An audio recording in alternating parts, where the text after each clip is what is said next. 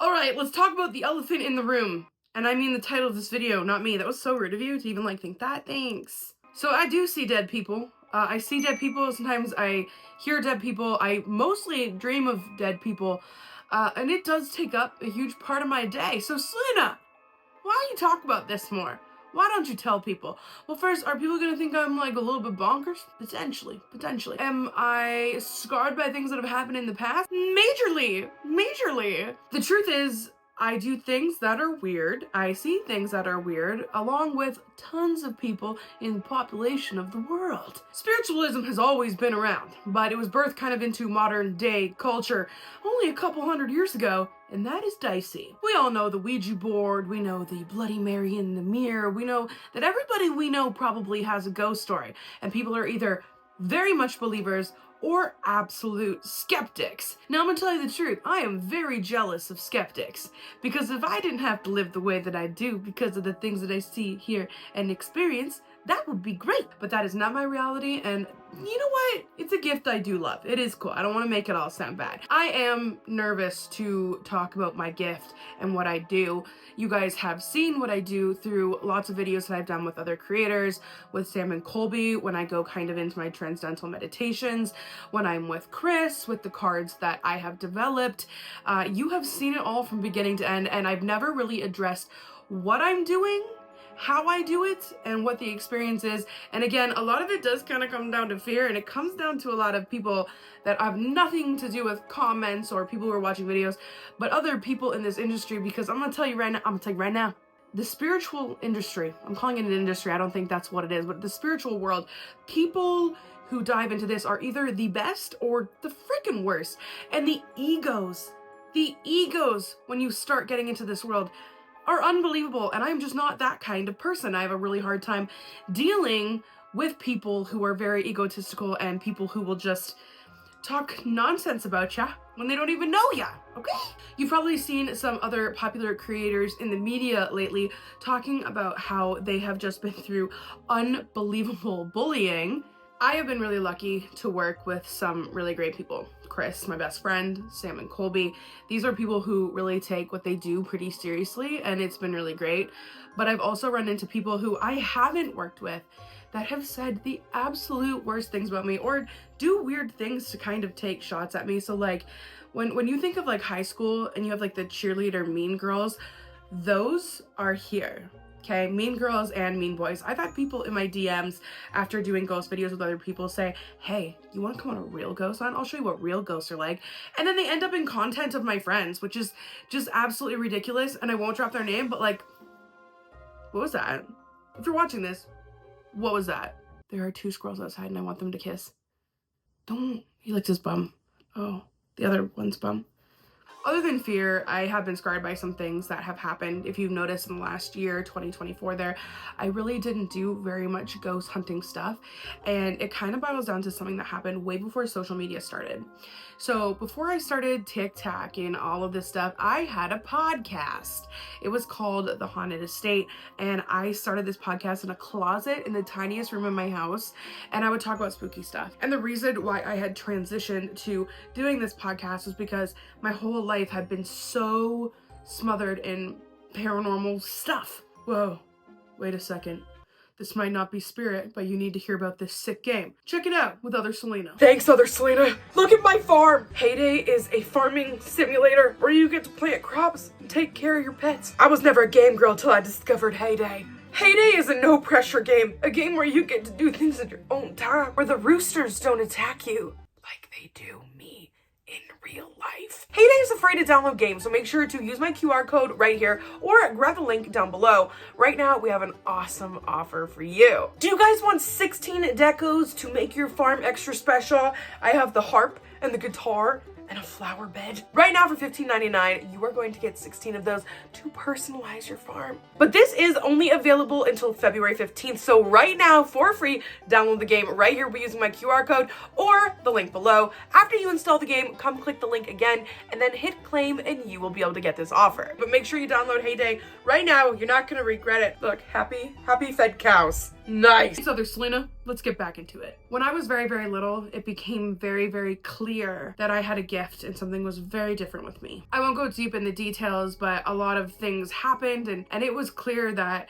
I saw and heard things that were not of this dimension, of this spiritual realm, and it was terrifying, and especially to my parents. My dad recounts stories to me all the time because my parents very much were skeptics, my dad more so than my mom, but he was quickly a believer. Quick story, we had purchased this house. It was before I was born, so we didn't, my parents did, and in the summer the windows were open and you were hearing kids playing and like really fun stuff is going on, but once the winter months come, the windows were all shut and you could still hear those kids playing and you could still hear kind of like a music box sound. That really freaked my mom out. Now, fast forward, I'm a little girl. I'm about 3-4 years old, and I had developed an imaginary friend. Okay, I had this friend, her name was Mary Agnes. My mom was like, where, like my middle name's Mary, she got that, but where did she get Agnes from? Where is Agnes? I was dead set on this name. Dead set on this name. And I ended up talking about what she looked like and what we did together. And then one day my mom was getting us ready for school and she turned around and she saw what I had described, this little girl standing underneath the kitchen table. She looked away and she looked back and the little girl was gone. So after that, my mom ended up hooking up with the Historical Society, doing a lot of history on the house, and found out that a little girl on that property was one of the founders kind of our town, and that little girl did die. Her name was Mary Agnes and she died of scarlet fever in the 1800s. A lot happened over the years. Some things that are really dark, some things that are very deep, but the one thing that remained was that I had a gift that was getting stronger, especially as I headed into puberty, which is a really, really common occurrence, especially if you're going through a lot of hard things. In this house, my mom was diagnosed with MS and she had a really extreme decline. I was hitting puberty at the same time. It was a really big mix, and when puberty happens and there's illness, poltergeist type stuff happens. A lot of it's energy based. It's weird. You can look into it. Is it a ghost? Is it energy based? Poltergeists, aren't really intelligent beings at all. So it's weird. It's like an energy thing. So as I got into my late teenagehood and my early 20s, I started working with some people and working on paranormal cases. And I ended up seeing some things that I don't know if I will ever be able to unremember, like going to an exorcism or helping a family rid some very many things from their home. And it was a lot for me. I did a lot of things as a kid, talking to things that I shouldn't have, and I think it lined me up for a lot of really terrible things that I went through in my young adulthood. So the reason I started the podcast was because I picked up some really bad energy. I did. And it stuck to me and it stuck to people around me, and I needed to pull myself away from that and learn, because I'd never really learned how to protect myself. I have had things happen that make it so I have no choice but to believe wholeheartedly, because even when it happens now and I've had things happen a million times, I still am like, this can't be real. There has to be an explanation. A skeptic lives in me, but she's dead. She's dead inside. She's a ghost. Putting those together. She's literally a ghost. I'll give you a recent one, and then we're gonna get into the nitty-gritty. There was a person who had gone missing in our area, and that night I went to bed and I saw exactly where this person was and what had happened. And I sat on it and I sat on it, and I saw this person posting a lot about said missing person, and I printed off a map and I circled exactly where they were, and I sent them the map, and I'm like, hey, this is gonna sound really weird, but I just have a feeling about this spot. And the person was back, she's like, who are you and how do you know? And it got very scary for me, so I pulled back immediately. The next day was a search party and they were gonna get up at 8 a.m. I got up at 6 to get ready, and I said, Adam, like, I'm pretty sure that this person's here. And Adam was like, I don't want you to go, but my friend is going, so let him know. So I sent the friend a map and I let him know, and he went to the police and he said, this is a spot that I was told, had vibes like we should go there. And the police said, we've already looked there 3 times, no one's there. So this friend and some people went to that area anyways, walked the exact 30 feet that I had said, and found that person in that area. And I just remember I was sitting at the kitchen table and I looked at Adam and I said, I think they're gonna find him soon. And 5 minutes later, I got a message from the friend saying, we found him. And I said, dead or alive? And he said, dead. And I asked more details and he said, I'm coming to your house. He got to our house and he was kind of white, and he just was like, how did you know that? And I just said, I wish I could explain. But my dreams have been the biggest conduit of seeing things. My gift, I call it home reading. That's a blanket term for what I used to do. And I actually wrote a first book right here, The Home Reader. It is very dated and needs to be rewritten. I wrote it when I was like 22 maybe, and it was talking about the cases that I had worked on and the things that I have seen over the years, but I called it the home reader because what I used to do, I used to go into a space and I would have my cue cards, which I ended up passing it off because I had someone with me, and I would sit down and I would go into this weird meditation, which I try to do in like the Sam and Colby videos, and I obviously, there isn't as much time in the Sam and Colby videos, so I still get pretty deep, but the extent to that I can get is almost, and this is how I describe it, which is very strange, but you know the first Insidious movie when they go into that like astral projection-y realm? It is in a weird sense a little bit like that, where like the light changes and stuff. So I would sit for usually nearly half an hour and I would get into this state, and then I would open my eyes and everyone would kind of sound like they're underwater, and I would go from room to room, and what would happen is memories would play from different points in time. It wasn't necessarily a haunting as it was suspended energy of things that have been experienced. So I would sit down on a couch, for example, in a living room, and when I opened my eyes to this side, this room might be a little darker and this one's a little lighter. So the lighter one is less energy, but the one with a little bit of the darker like shadow hue to it would be the room that would have weird energy. And say there was something really bad that happened in there, I would go in, and instead of the ceiling being white, it would almost be as if like a smoke was up there.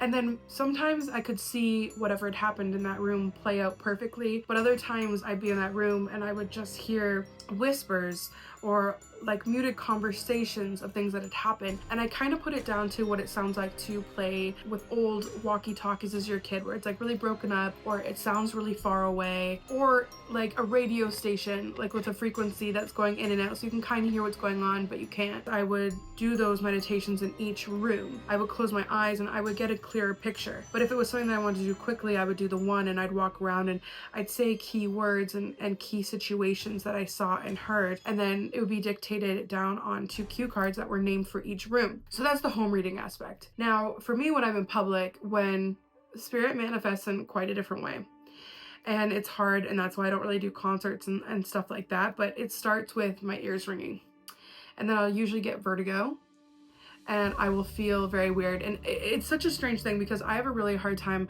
connecting with like spirit of myself or people who are really close to me, but strangers' connections are so much louder to me. But a lot of the time it's as simple as my ears ring and I feel dizzy, and I can feel the energy. I can identify if it's male or female, but I, can't place who it's with. But there are times when I can, and that's why I don't spend my life saying I am this person, because I can't just manipulate the energy of an area. And the truth is, I feel like if I practice on it, I could, but I just fear about spending so much of my time trying to cultivate this gift that I'm not sure if I want, because the truth is, being ignorant is fantastic. And when I do really work on this gift, it blows up and it gets insane. And then I start wondering how much of it is real because it's happening all of the time. And that's the other thing. I feel like everybody is psychically inclined in some way, some of us more than others, but it's all how much you work on it. When I first sat down and I started recording, it's almost like, energy knew that I was about to, and my ears started to ring and I got dizzy and something was clear. And the truth is, energy is always moving around us, so it is coming in and out all of the time. When you do start seeing and hearing things, you're like, am I crazy? Am I making this up? Because there's a huge part of me sometimes when things are so clear, I feel like I just made a storyline up in my head. But then it gets completely validated and it's terrifying. There's a woman who went missing in London, Ontario, years and years and years ago, and I have had for probably 7 years the same dream about where she is, and I am afraid to write the police department and say, hey, I think this is where she is, because it's opening up doors of them showing up at your house and saying, hey, how'd you know this? But at the same time, I guess it could bring a lot of peace. I'll get on that. Before the comments, I'm gonna get on it, okay? I hadn't thought about that. I think the other thing when it comes to psychics and clairvoyance and all these different genres of psychics is that there's a lot, and it's easy to manipulate people into believing you, which I have found out so much. For example, look at what happened with Sam and Colby at the Conjuring house. I remember watching that episode, and being someone who did the haunted estate for years, I knew the methods they were using, and it like really broke my heart to see Sam go through these revelations. And I was hoping, in a weird way they were real, but I've done 2 much research on the Fox sisters. Kind of thinking about writing a weird book about them. Anyways. But I'd learned so much about practices and how people made things happen. And people will do anything for $1. People will do anything, you know, out of the kindness of their heart. I think a lot of people work in the mediumship circles to bring people peace, regardless if it's real or not. There is a beauty behind that, bringing someone peace. But again, like I said, I think everyone is psychic to a point. But have I gone to a psychic convention with 5 different psychics and only one of them got something a tiny bit? Yeah. What blows my mind is some of them that say things that are so dead spot on, but they're not your story at all. They're like, you will do this, this, this, and this. Where I feel like it is so much more of a spectrum of things, because the decisions you make in your everyday life are going to affect how things play out. So asking for a future reading, that's all in your hands. I want to do so much more ghost stuff, and I like doing the stuff here, and I love ghost hunting, and I want to ghost hunt so much more because I do like connecting with spirits, especially now that I have learned how to protect myself and the people around me, which is amazing. I'm a really nice and soft person, but I do have a really hard time with people who treat people so terribly when it comes to their gifts, because it's already such a scary thing to put out there, and it's just terrible. Like, I had this friend on TikTok and I thought she was great, and she wasn't doing any medium-y stuff at all on TikTok. And I had started doing these oracle card readings, and I was using the donations to help with a charity in my hometown. And out of nowhere, while doing that, she had blocked me, and I had heard from a friend that, like, she just was like, no, none of this is real, blah, blah, blah. And then she started, her whole identity now is mediumship and going on ghost hunts and stuff like that, which is incredible. But like, it hurt my heart so much, because like out of nowhere a couple months ago, she just unblocks me and tries to add me on everything. And it was like, no, like, don't just follow me back. Like, explain to me why you did what you did. That's psychic. Well, I'm kidding. I know why. But not only that, there are people that I have never spoken to, and they just take shots at me and, you know, have used parts of my identity to try to, I don't know. I'm rolling my eyes at you, okay? I can smell you a mile away, babe. But yeah, this person that I'm hinting at right now, not the TikTok one, the second one here, so many people have problems with, and you know, eventually someone's gonna have balls enough to speak their name and talk about what they've done. For me, it's all been not straight to my face, but so evident. Well, when somebody else speaks on them, maybe I'll speak on them. But I have a really hard time, and I've talked about this before, especially when it comes to other creators that people love, and you're like, but I know they're horrible. I know they are, but I won't be the one. I won't be the one. What I just can't believe is that 2024 is over and 2025 is here. And I've been sitting down and taking a lot of time thinking about what I want for my future when it comes to the paranormal. Because I did put it out to you guys, and you guys had told me we want more ghost stuff. And I think I'm ready. I've done so much focusing on myself and so much learning how to protect myself in these situations that I just feel ready to take this whole spooky world by the ghost nuts. I have a lot of fun videos planned. I'm actually doing a haunted doll tea party. See, that's my vibe, okay? A haunted doll tea party. I want to stay in a abandoned village by myself. I want to stay in some hotels with friends. I want to do stuff with Chris. But I do want to make this shift back to making the channel more spooky, a balance between personal life, spooky, and then the videos that you guys live, like mystery boxes and stuff like that. But at the end of the day, this is who I am, and I've run from her for a long time, and I put her on the back burner for a really long time, and that's been hard. I hate when I'm in a store and I hear something that is so clearly for someone and I'm too afraid to approach them. Oh, I've been in Coils, which is like this farm store, and I heard this ringing, and then it turned into vertigo, and then I just heard it say, tell her to get the yellow bike. This makes no sense. Tell her to get the yellow bike. I'm like, no one's around me. I then walk, and there was a woman in a pop-out. She comes out. I'm like, oh my gosh. So then I walk past her, goes, tell her to get the yellow bike. I turn around and I said, this is gonna sound insane, and I apologize. And she's like, what? And I was like, I just heard something. And she looked at me like my face was on fire. And I just said, it was just a voice, and it said to get the yellow bike. And this woman just started bawling her eyes out. Her husband was a very intense bike rider, and she hadn't taken it up since he passed away. And that day she was at a store and she was looking at bikes, and he wanted her to know to get the yellow one. She didn't buy one because she didn't know which was the right one for her. And that moment was amazing. But sometimes I'm too intimidated and I'm too scared and I don't want to be that person. And I want to say the things and see the things. And more than anything, when I get to help spirit get where it's going, because you think about the forgotten people of the world, what do you think of that spirit that's just stuck? People don't even think of those. There isn't some thing. I want to be like Casper. What was he? Psychologist for the Dead? Obviously I'm not a psychologist, but we've helped a lot of people cross over. The Casa Loma with Sam and Colby and Kat, that was incredible. A lot of times in my office with the bear, with different little children ghosts, we were able to help them find their parents again, and that is the best gift. You can't help anyone, but you can help some people. Anyways, I hope that you guys really enjoyed this. If you do have any questions about my gift, drop them down below. I'd love to talk about them. I'm also thinking about writing another book about when it comes to what I do and kind of my outlooks on the spirit world. So let me know if that's something that you're interested in. Sorry this was a long one, but I hope you stayed. Also, you're in my tiny house. We got all my... Do you want a tour? It's really intense. But it's very much who I am through and through. I know I'm that funny weird girl on the internet, but when it comes down to it, I will always be Spooky Boo. So thank you so much, guys, for watching, and don't forget to check out Heyday. Click my link below or scan the QR code right here. Have a spooky one. Bye.